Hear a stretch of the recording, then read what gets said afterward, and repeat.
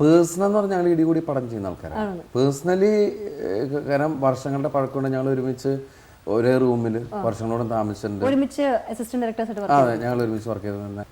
നിസ്സാര കാര്യത്തിനൊക്കെ വഴക്കുണ്ടാക്കി ഞാനപ്പോൾ തന്നെ വഴക്ക് വിടും. ലാലുവിന്റെ വഴക്ക് പറയാൻ ഒരുപാട് സമയം എടുക്കും. പെട്ടെന്ന് പിണങ്ങി പിന്നെ കൊച്ചുകുട്ടികളെ പോലെ മാറിയിരിക്കുകയൊക്കെ ചെയ്യും.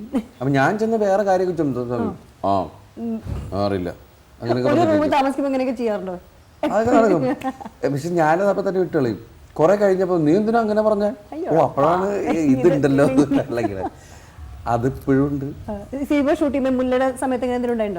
ഇല്ല, ലാലു പറഞ്ഞത് ഈ അടുത്ത കാലം വെച്ചാൽ ഇത്രയും കാലം 10 സിനിമ ലാലു ചെയ്തു. ലാലു ചെയ്തിട്ട് അതില് ഈ സിനിമയാണ് ഒട്ടും ടെൻഷൻ ഇല്ലാതെ പുള്ളി വർക്ക് ചെയ്തെന്ന് പറഞ്ഞു.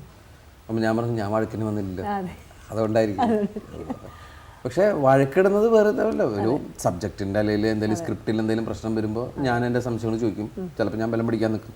അപ്പോൾ പുള്ളി അത് പറഞ്ഞ് മനസ്സിലാക്കും. അത് ചിലപ്പോൾ എനിക്ക് കയറൂല, അല്ലെങ്കിൽ ഞാൻ പറഞ്ഞാൽ പുള്ളി കയറൂല.